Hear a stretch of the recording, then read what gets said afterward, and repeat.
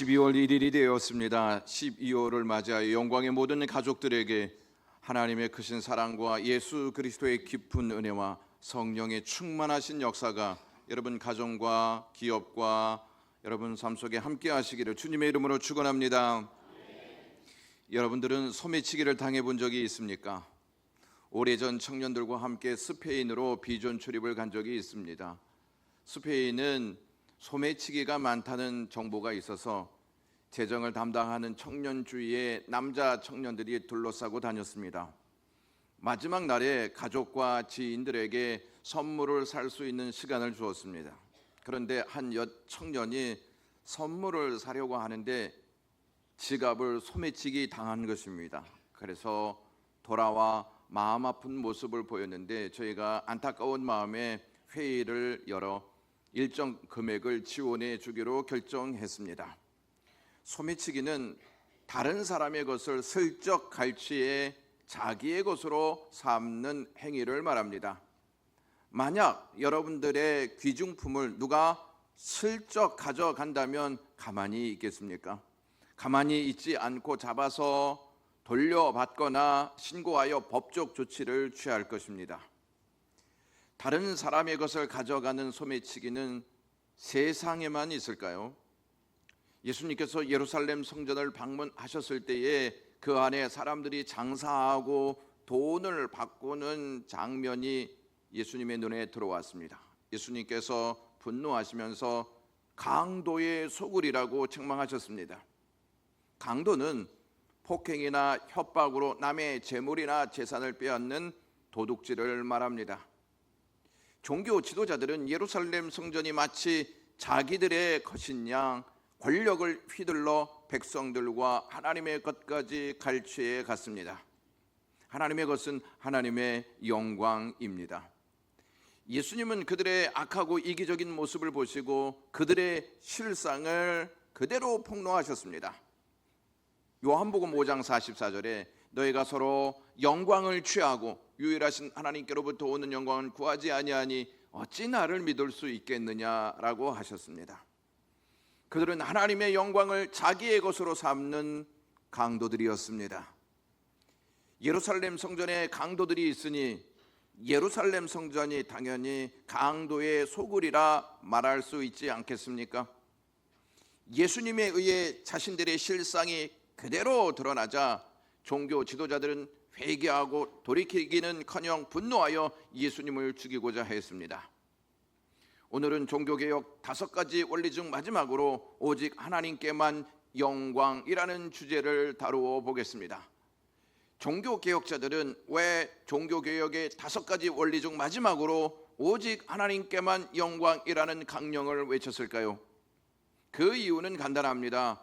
당시의 로마 가톨릭 교회가 오직 하나님께만 영광을 돌려야 하지 하나님께 오직 영광을 돌려야만 했었는데 그렇지 못했기 때문입니다.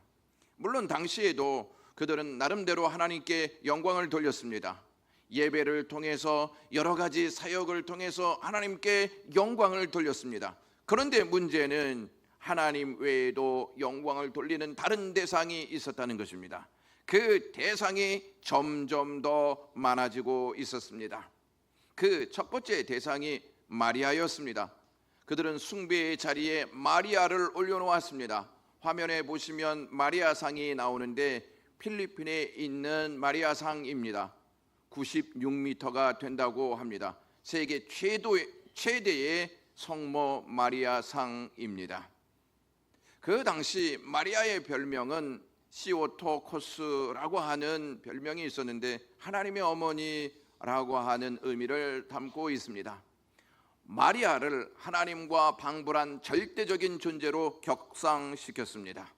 나아가 신성에는 남성적인 면만 있을 수 없다는 주장과 함께 신성에는 여성이 있는 것이 자연스럽다 하여서 마리아는 하나님의 아버지에 어울리는 하나님 어머니라는 의미를 부여하기 시작했습니다. 가톨릭에서는 보통 마리아가 아기 예수님을 안고 있는 그림이나 조각상이 있지 성인이신 예수님과 나란히 서 있는 마리아상을 보신 적이 있습니까?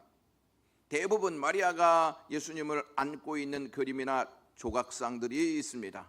왜 가톨릭은 성인이신 예수님과 마리아상을 나란히 세우지 않고 마리아가 아기 예수님을 안고 있는 그림이나 조각상들을 세워 놓았을까요? 마리아가 아기 예수님을 안고 있는 모습에서 누가 더 크고 누가 더 두드러지게 보입니까? 마리아입니다.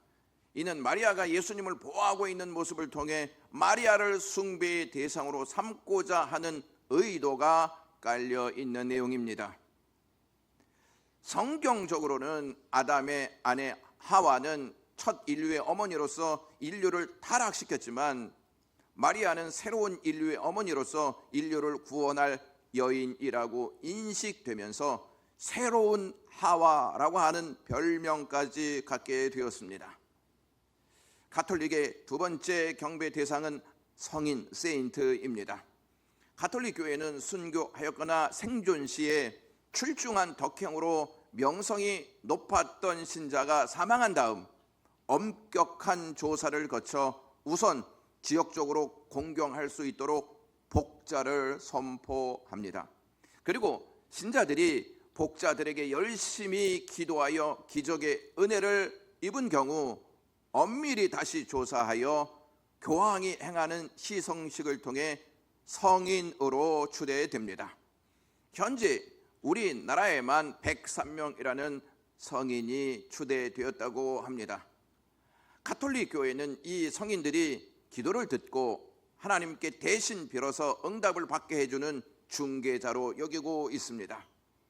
특히 마리아 상 앞에서 마리아를 통하여 기도하게 되면 하나님께서 그것을 받으신다. 그래서 성인 중에 성인이 마리아다 이렇게 외치고 있고, 마리아는 마치 성삼위 하나님의 버금가는 종제, 즉 왕의 친종 및 외척 제신을 아울러 부르는 말입니다.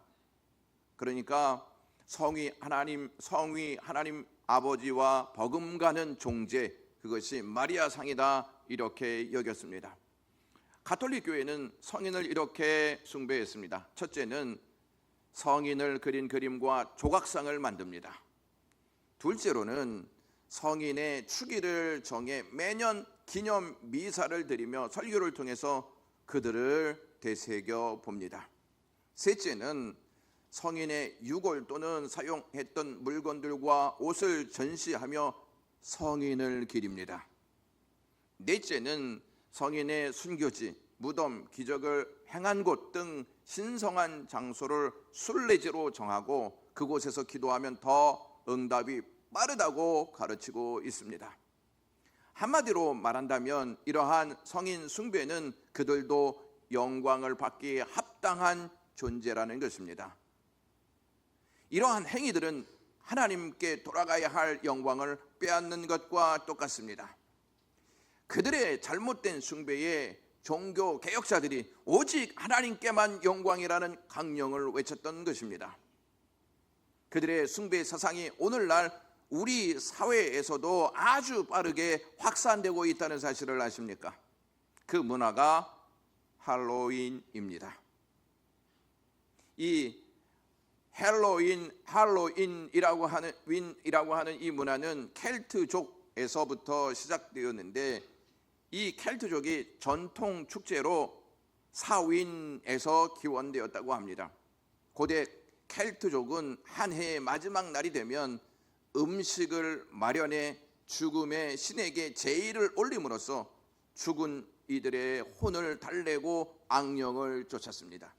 이때 악령들이 해를 끼칠까 봐 두려워한 사람들이 자신을 같은 악령으로 착각하도록 기괴한 모습으로 꾸미는 풍습이 있었는데, 그것이 할로윈 분장 문화의 출발점이었습니다.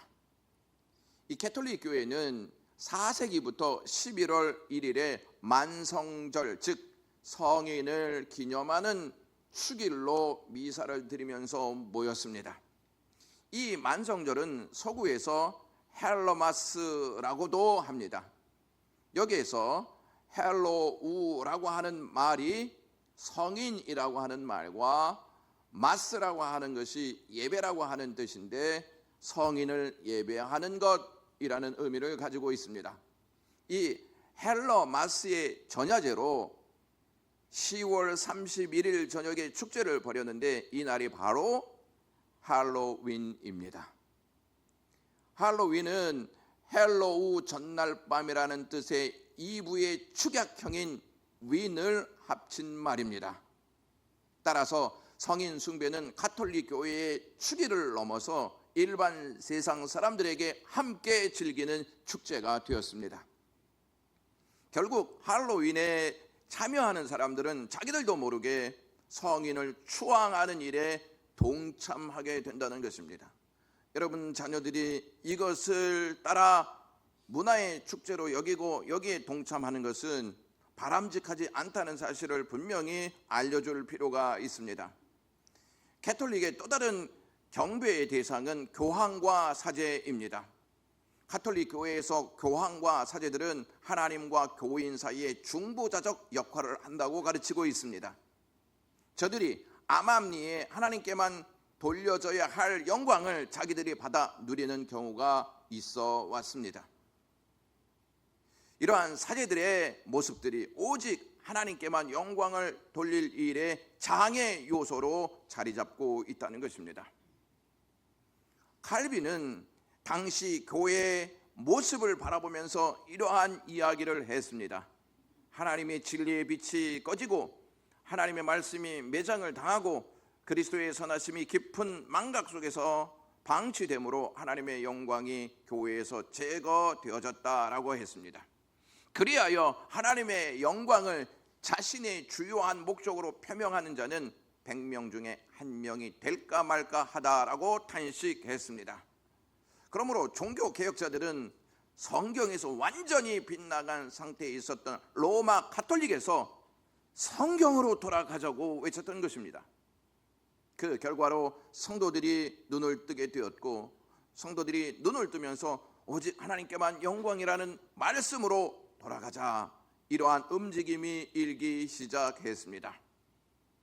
종교개혁의 5가지 원리란 책에서 종교개혁은 하나님의 영광이 목회자뿐 아니라 평범한 부모들과 일반적인 직업에 종사하는 사람들, 곧 무명인으로 조용히 각자의 삶에 충실하면서 그리스도의 능력으로 하나님께 복종하기 원하는 모든 그리스도인이 추구해야 할 목적이라는 성경적인 진리를 회복시켰다라고 했습니다. 오늘날 종교개혁의 후예라고 말하는 우리 개신교회는 어떻습니까? 오직 하나님께만 영광을 올리고 있습니까?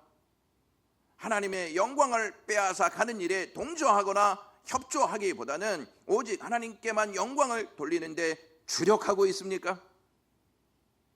이 자녀들이 인터넷에서 게임을 하는데 유료 인터넷 게임이 있습니다. 이 게임을 하면 돈이 많이 드는데 이 돈을 게임에 다 소비한 다음에 부모의 카드나 돈을 몰래 가져다가 사용한다면 부모들은 크게 실망하고 분노하게 될 것입니다. 우리도 세상에 나가서 하나님이 주신 은혜와 사랑을 다 빼앗기고 교회에 와서는 하나님의 영광을 은근슬쩍 나의 것으로 삼으려 하지는 않냐 하는 것입니다. 지난주 허영란 목사님이 오셔서 하나님을 예배하러 오는 사람들이 많이 있는데 하나님께 예배를 드리고 가기보다는 예배를 받아가지고 가려는 사람들이 많다, 이렇게 지적했습니다. 많은 분들이 하나님을 예배한다 하면서 하나님께 드려야 할 영광을 자신이 가지고 가고 있다는 사실에 동의하십니까?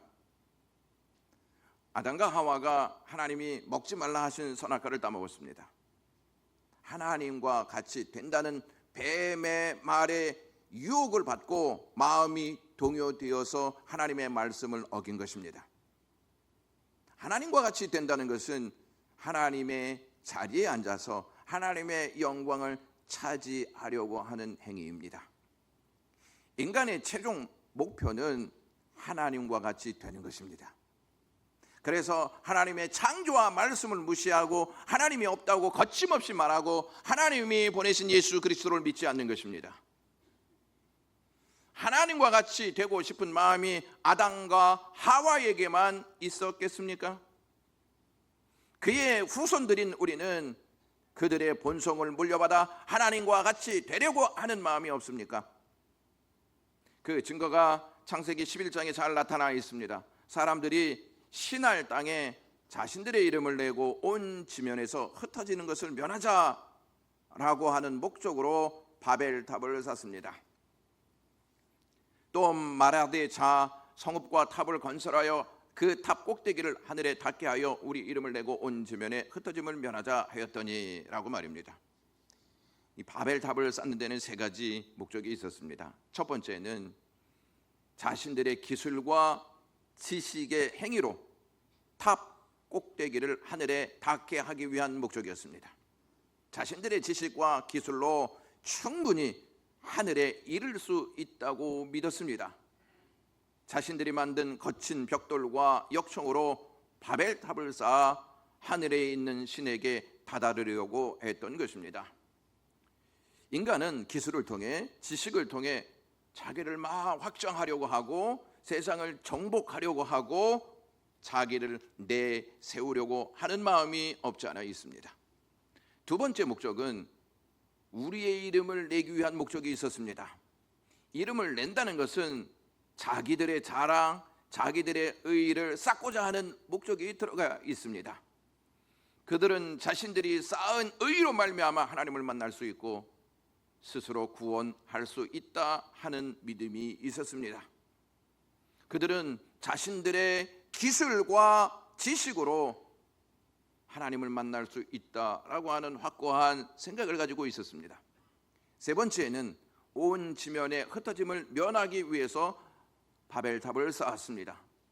이 말 자체만 놓고 보면 흩어지지 않고 단합하겠다는 의지가 좋아 보이지 않습니까?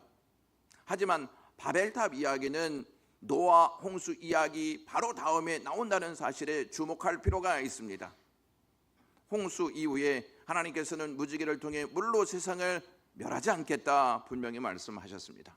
그리고 노아와 노아의 아들들에게 복을 내려주시는데 창세기 9장 1절에 하나님이 노아와 그 아들들에게 복을 주시며 그들에게 이르시되 생육하고 번성하여 땅에 충만하라 라고 말씀하셨습니다.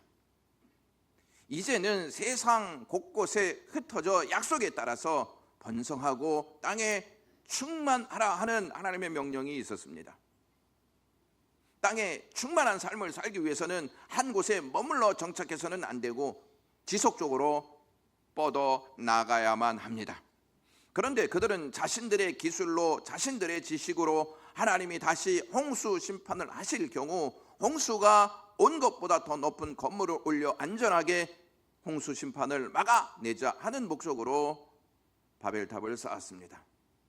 그러나 그들의 계획과 목적은 산산이 다 무너지고 말았습니다. 신할 땅에 쌓은 바벨탑이 이제는 교회와 우리 안으로 들어와 있습니다. 우리의 행위와 의의를 쌓으면 우리의 이름을 나게 되고 우리의 공로와 세력이 흩어지지 않도록 힘을 모으는 작업들을 계속 하고 있다는 것입니다. 그런데 그것이 드러나면 무너질까 봐 보이지 않는 곳에서 그 작업을 한다는 것입니다. 여러분들은 무슨 이유 때문에 교회를 다니십니까? 한국 갤럽 연구소에서 개신교 신자들의 의식을 조사하기 위해서 교회를 다니는 이유에 대해서 물었습니다. 그런데 59.4%가 마음의 평안을 얻기 위해서 다닌다고 응답했습니다. 또 현재 생활에서 가장 중요하다고 생각하는 것을 복수로 선택하라고 하는 질문에 50%가 건강이라고 대답했고 31%가 가정생활이 즐거운 것이라고 대답했고 29%가 돈 많은 것을 선택했고 22%가 마음이 평안한 것이라고 응답했습니다. 여러분 잘 보시면 하나님의 영광을 위해서라고 하는 대목이 있습니까? 여러분들은 영광교회가 가장 우선시해야 할 목적이 무엇이라고 생각하십니까? 각 부서의 부흥일 수도 있고 영적인 성장과 성숙일 수도 있고 다음 세대를 위해 준비하는 일일 수도 있습니다. 여러분들은 무슨 목적으로 교회를 다니시고 헌신과 봉사를 하고 계십니까? 진지하게 한번 물어보실 필요가 있습니다. 목사님, 그런 줄 알고 헌신과 봉사를 아예 다 내려놓았습니다. 교회의 목적과 우리의 목적은 동일해야 합니다. 그것은 다름 아닌 오직 하나님께만 영광을 올려야 합니다. 하나님께 영광을 올리지 않는 부흥, 하나님께 영광을 올리지 않는 성장과 성숙, 하나님께 영광을 올리지 않고 다음 세대를 준비한다는 것이 하나님이 원하시는 것이라고 생각하십니까? 어떤 분들은 목사님, 오직 하나님께만 영광을 돌리고 있습니다, 이렇게 말하는 분도 있을 것입니다. 그리고 올리고 있는 분도 있을 것입니다. 하지만 오직 하나님께만 영광을 올린다는 이 믿음이 몇 번째에 있냐는 것입니다. 가장 우선순위가 되고 있느냐 하는 물음입니다. 다들 하나님께 영광을 돌리고 있다고 말하는데 그것이 가장 우선순위에 있지 않다는 것이 문제가 아니겠습니까? 영광을 돌려도 하나님이 원하시는 영광이 아니라 내 방식대로 영광을 돌립니다. 내가 드리고 싶으면 드리고, 드리고 싶지 않으면 드리지 않는 것, 이것이 영광이라고 생각하십니까?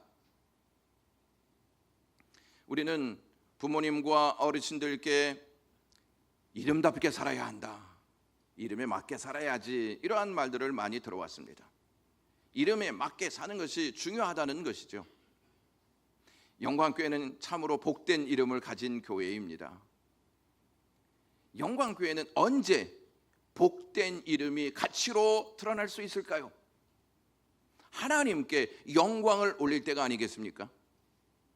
그러나 영광을 올려야 할 영광이 없거나 우리가 하나님의 영광을 슬그머니 가져간다면 하나님 보시기에 영광교회라고 하는 이름이 어떻게 비춰질 것 같습니까? 우리가 하나님을 믿으면서 하나님의 것을 슬쩍 가져간 적은 없습니까? 나만 돋보여야 하고 나만 중심이 되어야 하고 내가 인정받아야 하고 내 의견이 반영되어야 하고 내가 없으면 안 된다는 분위기가 조성되면 기뻐하지 않습니까? 또한 하나님이 주신 직분을 하나님의 영광이 아닌 내 감정대로 내가 원하는 것에 맞춰서 하려 하지 않습니까? 하나님보다 항상 내 생각대로 결정하고 따라가지 않습니까? 요즘에는 내년을 위한 총회를 하고 있습니다. 각 부서에서. 교육부서도 교사와 또 위원회에서 봉사할 분들을 모집하고 있습니다. 우리가 결정하고 내린 판단이 하나님의 영광을 위한 것이냐 아니냐를 깊이 생각하셔야 합니다. 주님은 십자가의 죽음 앞에서 기도하시기를 하나님, 내 뜻대로 마시고 아버지의 뜻대로 되기를 원하나이다, 이렇게 기도하셨습니다. 이것이 하나님의 영광을 위한 기도였고 하나님의 영광을 위한 삶이었습니다. 혹시 우리가 총회를 앞두고 내년을 준비하면서 하나님의 뜻대로 하지 마옵소서, 내 뜻대로 하기를 원하나이다, 이렇게 기도하지는 않습니까? 하나님의 영광은 없고 내가 내린 결정만 있다면 누구를 위한 신앙입니까? 누구를 위한 믿음입니까? 누구를 위한 고백입니까? 교회가 예배와 기도회로 하나님의 역사를 간구하는 일에, 교회가 하나님의 영광을 위해 계획을 세우고 하나가 되어 헌신하려 하는 일에 구경꾼의 자세로 있다면 그것이 하나님께 영광을 돌리고 있는 모습이냐 하는 것입니다. 바울은 영적인 아들 디모데에게 오늘 17절에 이렇게 말합니다. 다 같이 읽겠습니다. 시작. 영원하신 왕 곧 썩지 아니하고 보이지 아니하고 홀로 하나이신 하나님께 존귀와 영광이 영원 무궁하도록 있을지어다. 아멘. 바울이 디모데에게 자신을 구원하신 하나님에 대해서 설명한 다음에 터져나오는 감격을 하나님께 찬송으로 올리고 있습니다. 우리를 구원하신 하나님이 어떠한 분이신지를 깨닫게 되면 감격하지 아니할 수가 없고 하나님께 영광을 올리지 아니할 수가 없습니다. 우리를 구원하신 하나님, 그분은 바울의 표현대로 영원하신 하나님이신 줄로 믿습니다. 썩어 소멸되어지는 유한한 존재가 아니고 보이지 아니하는 영원한 존재이십니다. 우리를 구원하신 하나님께서 영원하신 분이 아니시라면 우리가 받은 구원도 영원할 수가 없고 우리의 소망도 영원할 수 없습니다. 썩고 소멸되고 말기 때문입니다. 우리를 구원하신 하나님께서 영원한 분이시기 때문에 우리가 받은 구원도 영원하고 우리가 가지고 있는 소망도 영원할 줄로 믿습니다. 바울 당시의 사람들은 자신들이 섬기는 신은 썩어 없어지는 것을 몰랐습니다. 눈에 보이는 신만 찾았습니다. 잡히는 신만 자기들이 의지하고 신으로 섬겼습니다. 그리고 때로는 자기들이 섬기는 신을 자신들이 좌지우지하는 모습으로 그들을 대하였습니다. 바울은 하나님을 그러한 거짓된 신들과 다르다, 하나님은 보이지 않는다, 하나님은 영원하시다, 하나님은 소멸하지 아니하신다, 이것을 디모데에게 알려줍니다. 역사상 하나님을 본 사람은 한 사람도 없습니다. 그러나 하나님은 예수 그리스도를 통해서 자신을 드러내셨습니다. 예수 그리스도를 믿는 자들에게 성령으로 찾아가셔서 내재하십니다.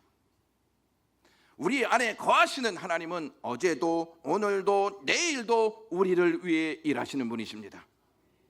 이렇게 우리를 구원하신 하나님이 어떠한 분이신지 알고 믿는 자들은 다윗이 고백하였던 것처럼 하나님께 존귀와 영광이 영원 무궁하도록 있을지어다 아멘이라고 외친다는 것입니다. 존귀와 영광은 오직 홀로 하나이신 하나님께만 돌려야 합니다. 존귀와 영광은 오직 하나님의 것인 줄로 믿습니다. 이것을 알고 있었던 다윗이 시편 115편 1절에 이렇게 고백합니다. 다 같이 읽겠습니다. 여호와여 영광을 우리에게 돌리지 마옵소서. 우리에게 돌리지 마옵소서. 오직 주의 인자하심과 진실하심을 인하여 주의 이름에 돌리소서. 아멘. 하나님의 영광을 가로채 자기의 것으로 삼는 일이 얼마나 위험한 일인지 사람들은 잘 모르고 있습니다. 하나님의 영광을 가로채 자기의 것으로 삼는 일은 영혼을 썩게 만들고 멸망을 자초하는 행위입니다. 초대교회 시대에 헤롯 왕이 있었습니다. 헤롯 왕이요, 왕복을 잘 차려입고 사람들 앞에 나가서 연설하자 백성들이 야, 이것은 신의 소리다, 사람의 소리가 아니다 라고 외쳤습니다. 그때 그 영광을 자신이 가로채면 안 되는데 헤롯은 교만하게 그 영광을 자신이 가로챘습니다. 사도행전 12장 23절에 헤롯이 영광을 하나님께 돌리지 아니함으로 라고 기록되어 있습니다. 하나님이 보내주신 주의 사자로 인해 그는 즉시 벌레라는 아주 작은 미물에 먹혀 죽게 되었습니다. 아주 미약한 벌레에게도 죽을 아무것도 아닌 자가 자신이 신인 줄 착각하여 하나님이 받으셔야 할 영광을 가로챘다는 것입니다. 하나님께 돌려야 할 영광을 갈취하는 자는 영원히 썩고 하나님의 심판의 대상이 되고 맙니다. 최요나라고 하는 선교사님이 쓴 책이 있는데 내가 나의 영광을 짓밟았다 하는 제목입니다. 최요나 선교사님은 어릴 때 알아온 면역 질환으로 살 소망을 잃고 자살을 시도했던 청년이었습니다. 그러던 어느 날 친구 따라 MT를 간 여수 애양원에서 처음으로 하나님을 부르고 찾게 되었습니다. 그 20여 년간 남다른 열심으로 각종 선교 단체에서 수많은 훈련을 받고 선교사로 나아가기로 결정하였습니다. 최요나 선교사님은 오직 하나님의 영광을 외치며 헌신의 삶을 살았습니다. 2016년 10월 말에 이스라엘 선교 사역을 잠시 마무리하고 안식년 차에 한국으로 들어오게 되었습니다.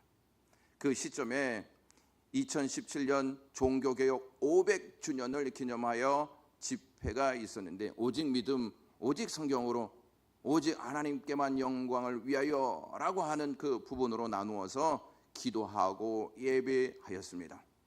어느 선교사님이 예배를 인도하면서 하나님의 영광을 구하는 기도를 하기 시작했습니다.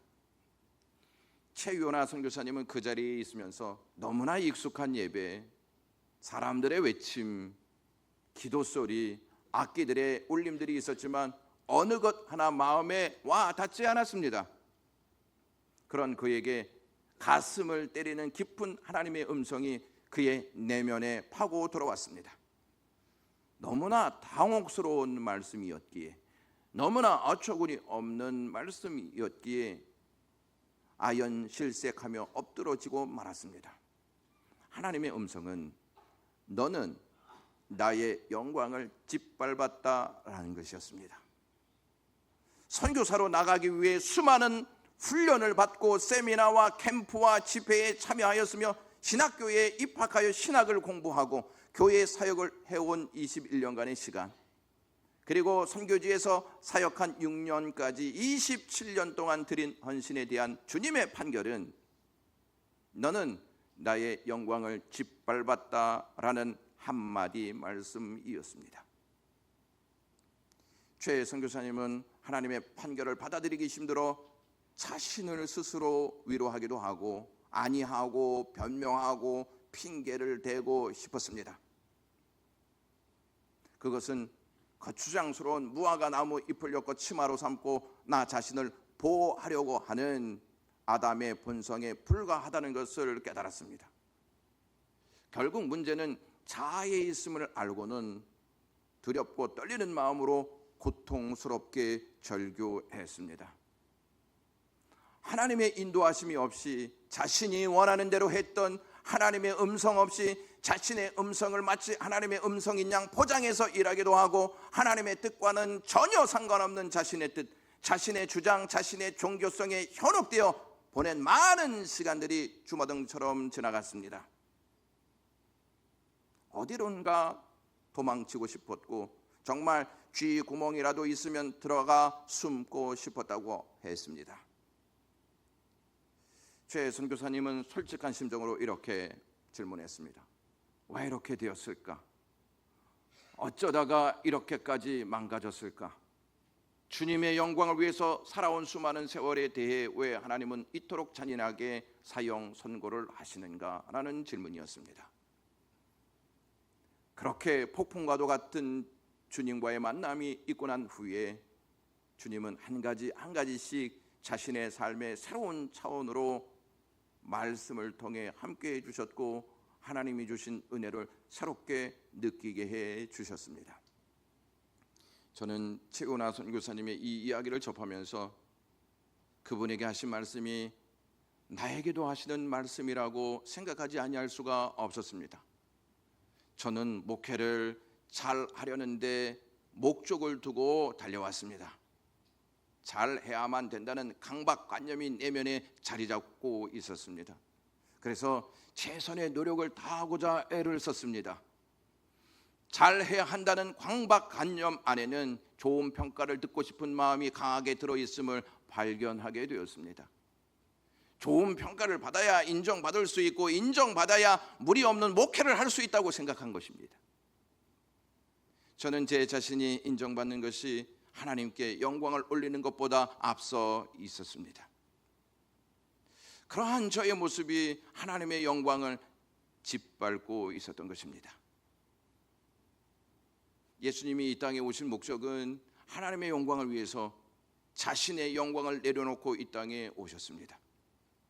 하나님의 영광은 죄인인 우리를 십자가를 통해 구원하시는 것이었습니다. 예수님은 하나님의 영광을 위해서 십자가에서 모든 고통과 아픔을 다 견디시고 비참하게 물과 피를 쏟으며 돌아가셨습니다. 하나님은 그렇게 우리를 위해 구원하시기 위해 자신을 쳐서 복종시키시는 예수님을 보시고 영광을 받으셨습니다. 우리는 이제 그만 하나님의 영광을 나의 것으로 삼지 말고 하나님께 올려드려야 하지 않겠습니까?